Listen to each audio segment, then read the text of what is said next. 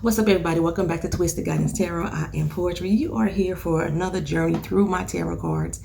This is where I sit and go through the cards and kind of explain to you how I look at the cards. So that way, when you listen to my readings, you can have a better understanding how I think. Kind of go off of my, just what I actually see on the cards and what pulls for me when I give you a reading. I have several decks here.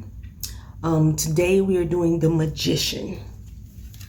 Okay, we are doing the Magician. Do you believe in magic? Yes, okay.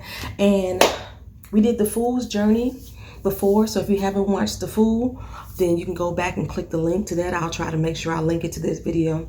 I'll put it down in the description bar.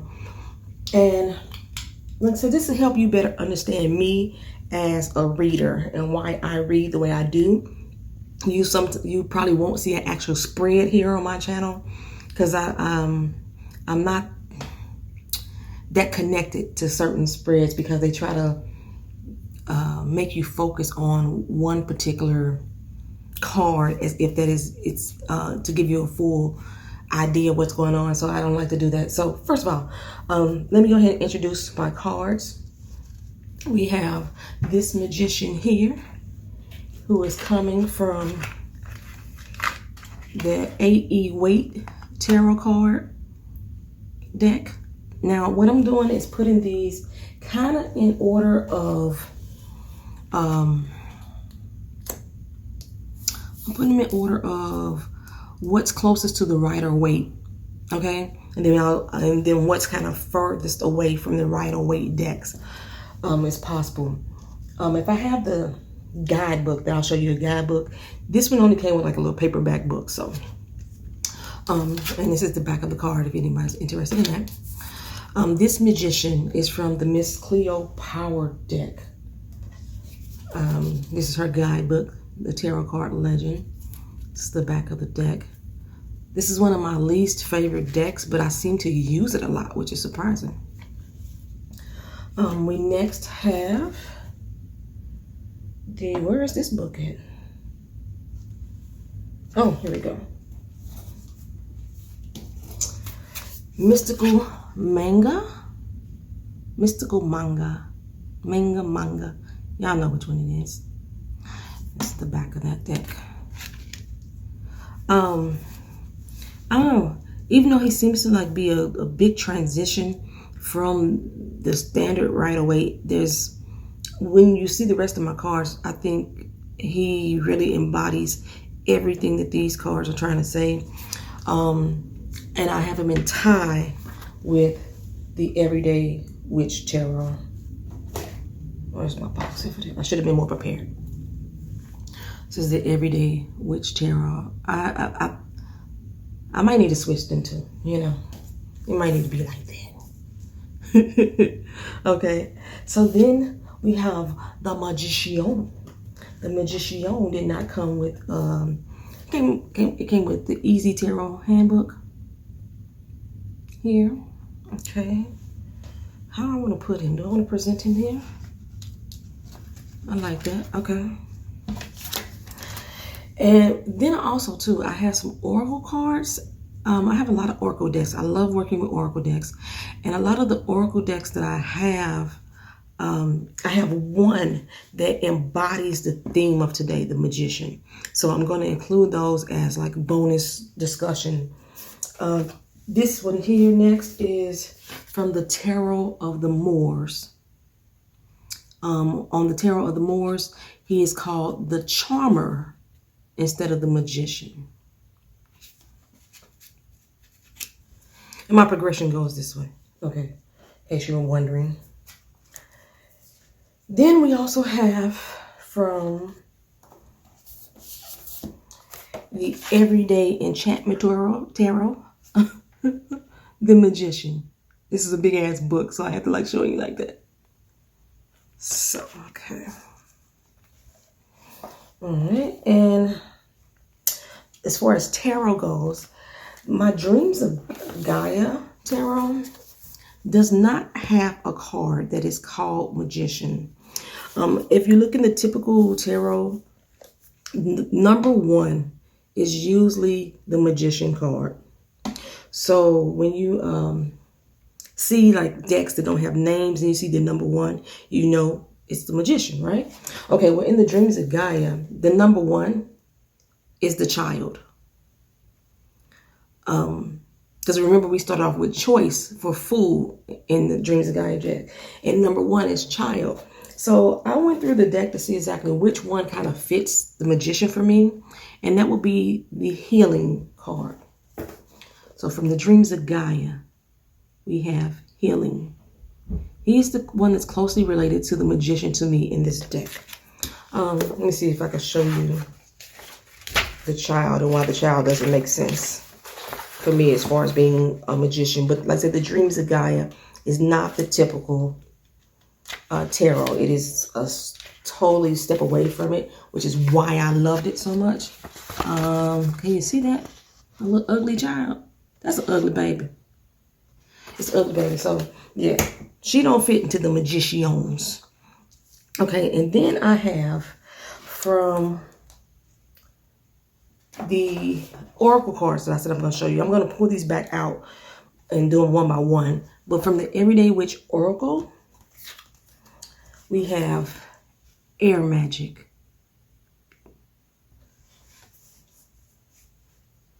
We have earth magic.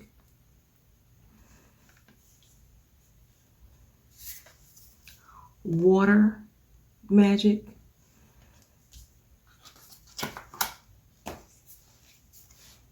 And fire magic. Okay, all of these cards represent a magician, or what a magician brings to the table for me. All of these cards. I could push these down a little bit more. Hey, I got a better shot today. Now, usually when I set my doggone camera up, I can't remember how to get the doggone cards back like I want them. But this is a perfect shot just about. It needs to be more down more. Okay, so maybe my camera is a little... There we go. Hey girl, hey. All right, so yes, these are the magician cards that I'm going to walk through today and show you exactly what I'm seeing. Like I said, when I use different decks, I get different purposes, different meanings, different elements out of each card. So just because I say the magician is saying you got your shit together in this particular card, in this one, I could be saying that he's lacking something, and I'm going to show you that in a minute. You guys might need to help me out to find what I'm talking about, but I don't think I'm missing it. Okay, so like, but the 4 oracle cards, if you notice on majority of the magician cards, every element is represented. You know, the suits are usually are elements. So we have the pentacles, which is equivalent to earth. We have swords, which is equivalent to the air magic. The wands, which is the fire magic. The cups, which is the water magic. So that's why these oracle cards really fit into the message of today. And this is the only deck of oracle cards that I own today that expresses any type of magic at all. I have my Archangel Animal deck. I have the Wisdom of Natural Hair Oracle deck. Actually, that's supposed to be a tarot deck too, but it reads more like an oracle deck. I have my Madame Endora's Fortune cards.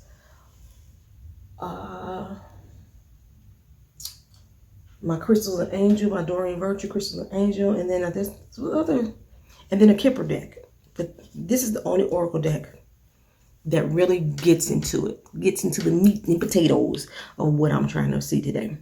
Okay, so should I leave them out here on the table? That way you can look at them all pretty. We gonna do that. So, the Magician. As I said, in each of the Magician cards, you can clearly see represented all of the suits, all of the elements, so to speak. The pentacles, you have the cups there, you have the swords there, and you have the wands here on the table. In this Magician card, I see more of a spiritual journey, being connected with the heaven and the earth below. This shows that there's a divine connection, an infinite connection that was represented by the infinity symbol above his head. There is a sense of healing, which is why this one is showing here for me as well. A sense of healing being represented by the snake, but also with the magician. Magicians use a lot of illusion, a lot of trickery. This symbol also could be a symbol of deceit. Somebody that is deceitful pretty much thinks they got their shit together and they can fool anybody. So this can also represent a symbol of deceit with me. The way that these flowers, the heads are bent down, I see a sense of longing. I hope I want to really get that to y'all. I see a sense of longing as well. It's a lot of yellow power energy here that I'm also getting with this card. And I actually only see one more that has a lot of yellow power energy. But that could be sunlight. That could be just something illuminating your way. Then, you know, the color yellow also has different meanings when it comes to the chakra as well. So there's a lot of things that I will see on this card, particularly with this magician. Like he has everything that he needs to control his own fate, his own destiny. So when I see that magician, that's the one I see. That's what I look there. Okay, so for my magician with the Miss Cleo. Okay, I don't know if it's just me, but I've looked at this card a lot of times for a lot of months. And this is the one magician card that I see that the wands is not being represented. We show the sword. We show the cups. The pentacles is there on his necklace. But where is the wand? And at first I was like, okay, is this the wand? No, the snake biting its own tail is the belt that's represented here on this card. That's the belt. Focus. Okay. So his wand is missing. So when I use this tarot card, and I look at his face and I see that he has a bit of concern. I see that he's in need of healing and he's trying to conjure up completion. He's trying to get everything in line and everything together, but he is lacking something. And what he is lacking is his passion, his drive. He's lacking that here. So I just found that very interesting that in place of the wand, we have the, what is this cat called? It's not a sphinx, is it? A sphinx? Is that what that cat is called?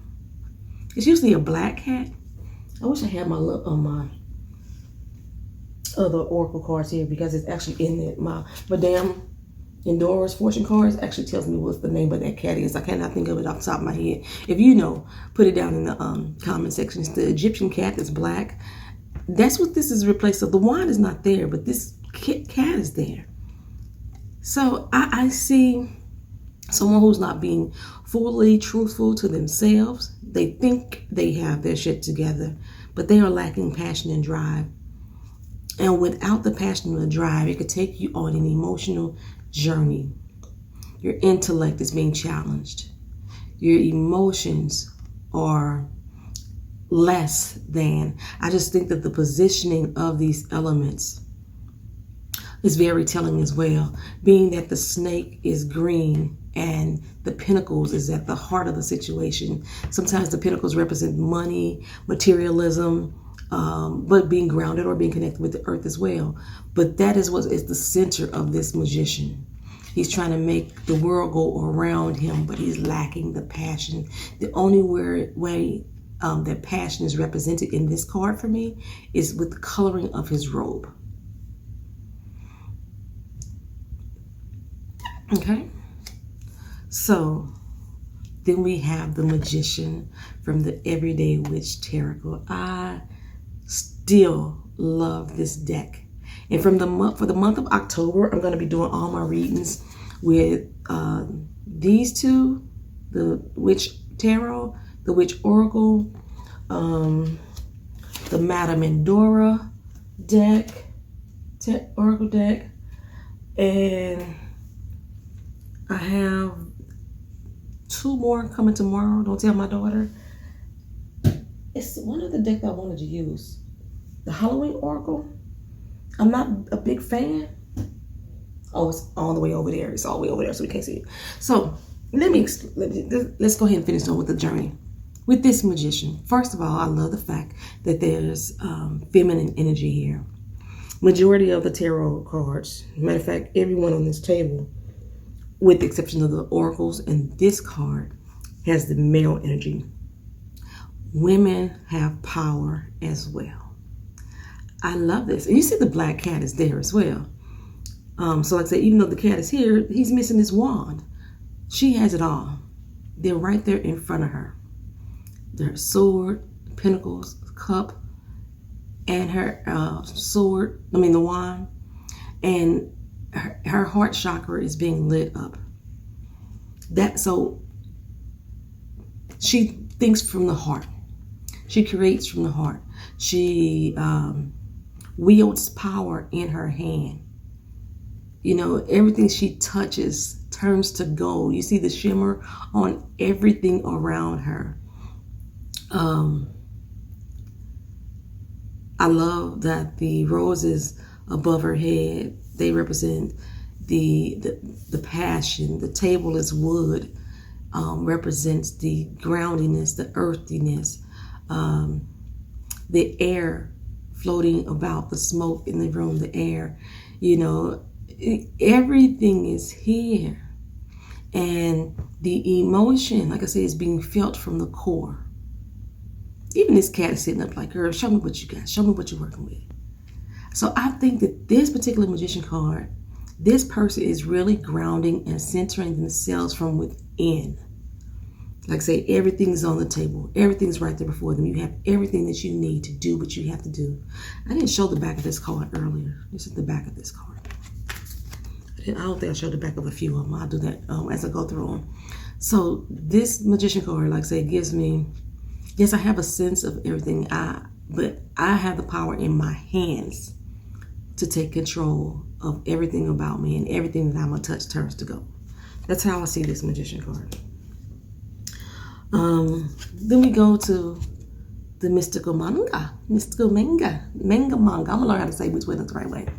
This is I see the young energy here, the youthful energy here.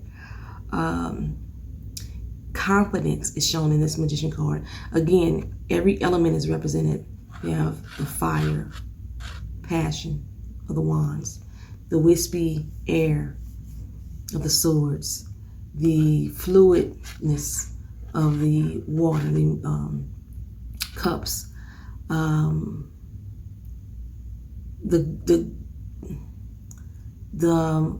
want to say there's a certain grounding here as well. Action, a sturdiness of the wand. Okay, and the elements themselves. There's the wand. There's the cups. The pentacles are being juggled into the cups, and I got the wands, the cups. I'm looking at this upside down, so I'm trying to figure out where everything is at. Where's my sword at, y'all? Oh, the sword is over his shoulder there. Okay, he's over his shoulder there. Okay, so I see this with a youthful burst of energy, surrounded by stars. Stars always give us hope. You know, wishing on a star. Stars give us hope. There's like this person here knows that she has everything. This person has hope and drive that they will obtain everything, and they'll be able to juggle it and balance it and create their own world, create their own fate and their own destiny. Everything seems to be in complete balance, and he's in control. I'm in control. See, his wand is being held on by his belt. It ain't going anywhere. You know, he has the cup of emotions there. And the pentacles are being caught by that cup. The sword is over his shoulder and protecting him from his back. You know what I'm saying? Everything is there. This youthful energy, this youthful magician. I love that. I love that. I love that I could always see something so different in each card. And this is what draws me to tarot. And I realized the other day, I have never had a tarot reading professionally done myself.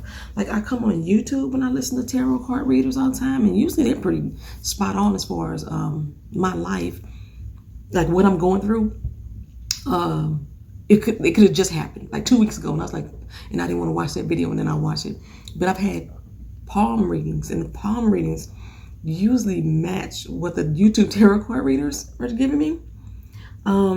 But something was always drawing me to read myself, and here I am. So let's go with the Gilded Tarot. As far as artwork, this deck is visually stunning. I didn't show the back of that one as well. This deck is visually stunning to me. I usually don't get anything from a lot of these cards because they seem to not have any action. But this particular magician, I see that, again, there's all the elements represented.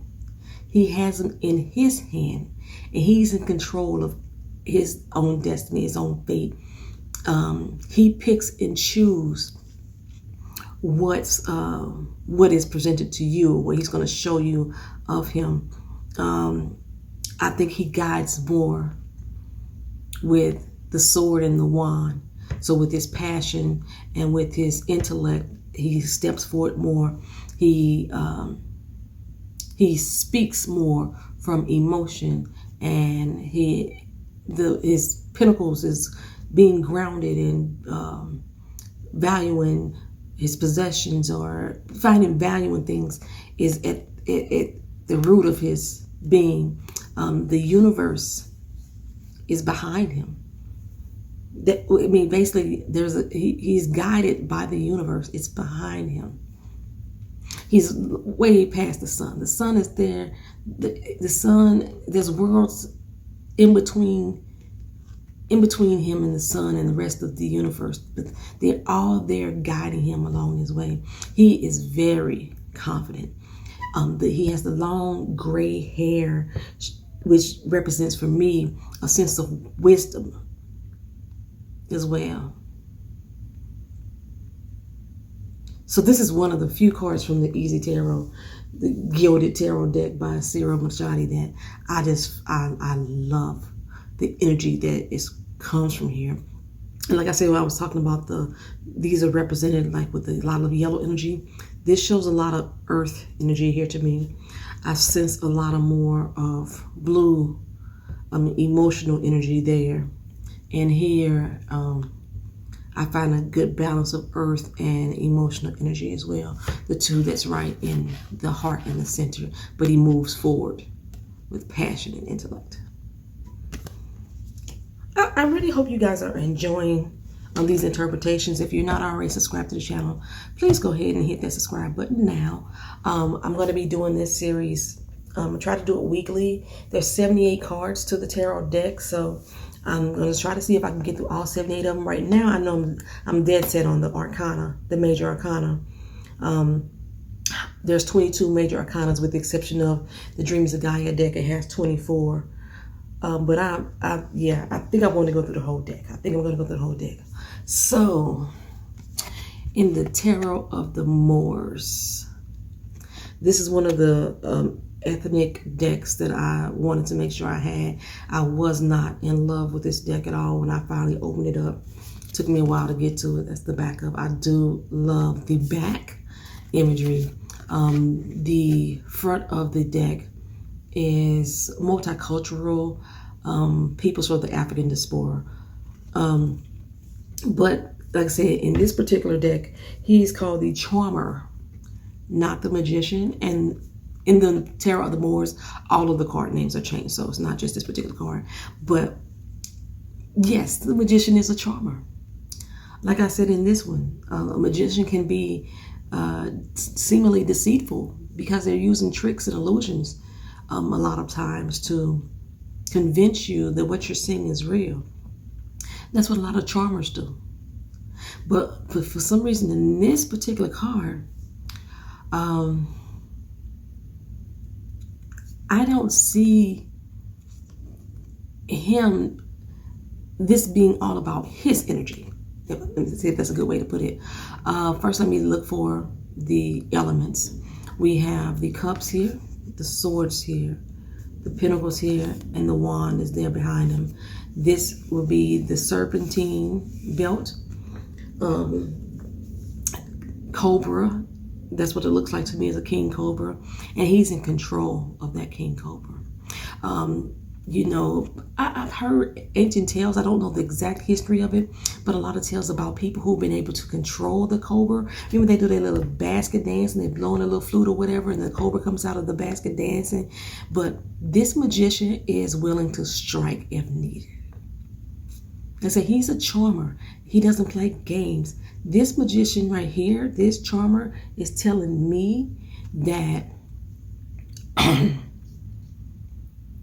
you need to be wary of the power that I have. Whoever that you're dealing with needs to be wary of the power that you have. I see a sunset going down in this one. I don't know the difference between the sunrise and the sunset when I see them in the pictures. It has something to do with the colors, but for this one, for me, this seems like a sunset. But that's what I see with that one. My camera, I got like 8 minutes, I think, left. So maybe I can get to these, maybe I won't. So I'm going to set these aside right now just in case I don't have enough time to get to these. Okay, so this is the Magician from the Everyday Enchantment deck. This was the back. I do not like the back of this deck. I do not like the size of these cards.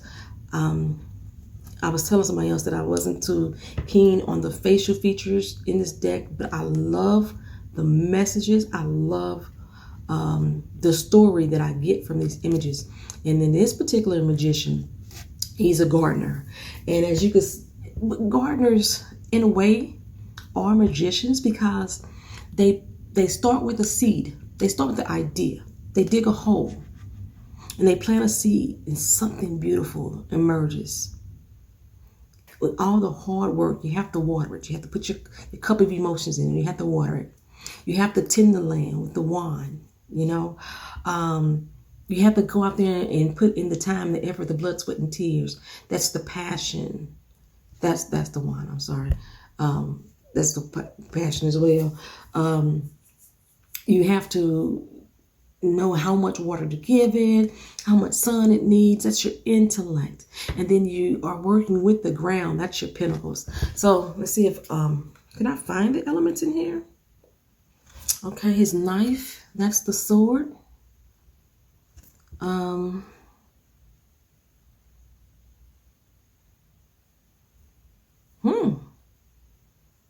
That's the only one I see is the sword. Unless I just use all of what I just said about, you know, the hole being the wand, the ground itself being the pinnacle, the sun and the new beginnings and the freshness and the restart is represented by the sunflowers.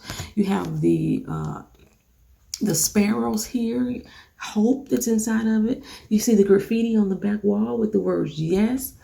Nobody's telling this person no. He's making his own way. He's providing. There's snakes in the garden though. There could be deceit afoot, snakes in the grass. But at the same time, it's also, they create holes in the dirt, in the ground that could help your crop as well. So there is a duality there with that snake. My phone is ringing. I'm sorry, I paused. I hope you don't hear it ringing on the camera. So yeah. Okay, so And he's bringing this young man joy. You see the little boy back there? There's so much joy. You see, it's an urban setting. He's planting this garden in the middle of an urban environment, and it's bringing that community and that environment just joy and love. That is healing in itself. It's healing in itself.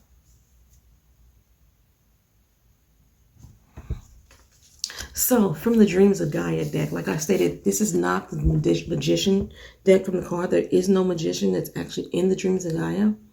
But this healing card reminds me of the magician. He has his belt, and it's filled with his little medicinals. I'm going to say it's herbs and everything in there. The pinnacles is represented right there. The staff for the wands. The cup is represented by the water flowing behind. And there is what am I going to say?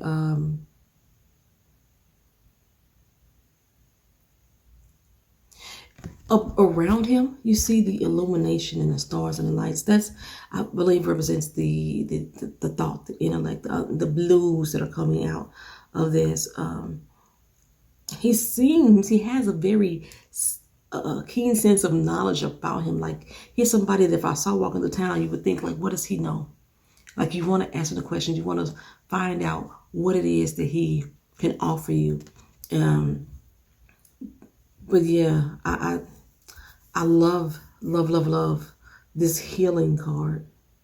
Sometimes I use my Dreams of Gaia as oracle cards as well.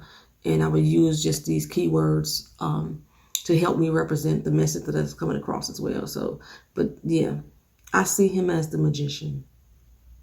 I do. You know, a lot of medicine men, shamans, what history has typically said is witchcraft, voodoo priests and stuff. They were considered magicians because of their knowledge of herbs and medicinals that they could use to help heal people. They were considered magicians. So yeah, he fits into that for me. How much time do I got left? I got 32 minutes. Okay, so I get to walk through my little oracles. Oh, I didn't show you the back of the Dreams of Gaia deck. I just thought that was absolutely stunning. Very ethereal. All right, so next we have Earth Magic from the Everyday Bewitched Oracle deck. She is very symbolic of this lady here to me, this magician. She has her crystals and her earth salts. She has the long gray hair representing the wisdom. She's doing it by moonlight, helping illuminate her thought process. She's grounded in the garden. The cat is even playing with the crystals. She's above on a stone earth table. If I went to the flowers, I could probably see what type of flowers these were, and they probably, you know, lead to some type of medicinals. She's, you know, since this is a witch, she's probably creating spells or whatever to help generate the magic that she needs to become one with Earth. I love that. This is the back of the Everyday Witch Oracle. All the elements are represented there, represented by a different cat as well. Are they matching? Okay. So, Fire Magic, another youthful magician. Using their passion to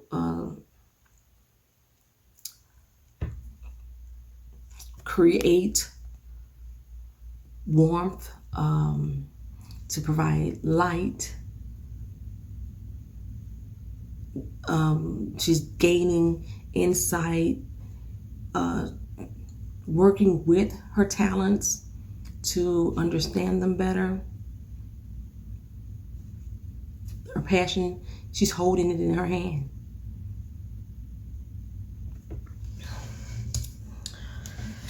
Oh, the air magic. We have the messenger, the bird, messenger bird there, shining in light. This is like a light bulb moment. I just love it. I just love it. There's a sense of curiosity with him looking out the window, thinking things through, not making rush decisions. That's what I'm seeing there. The feather represents the light and airy thought process. I like that. And then the water magic. Okay, she's keeping her cup. Her cup is runneth over. She's refilling, replenishing herself, so to speak, replenishing her knowledge. As she adds water here, the water regenerates back into her cup. The cycle of life.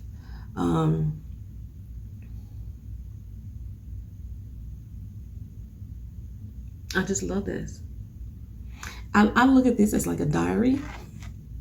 You know, keeping a journal of your thoughts and your feelings, so you could reflect back on them, and again have a light bulb moment, like, aha, ding dong, ding dong.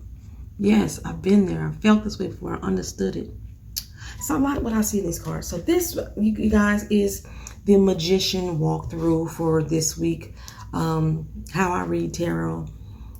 If you had any questions about it, or any insight, or if you see anything differently in these cards than what I've actually explained, go ahead and leave them down in the comment section. I really enjoy your comments. I apologize if I don't get to them as fast as I would like. I guess because this is a new channel, I don't get notifications that I have comments. I actually have to come back to the video each time and look to see if I had comments. But believe me, I will get to them. So thank you again for being here. Like, comment, share, and subscribe if you haven't already done so. I appreciate you. Peace.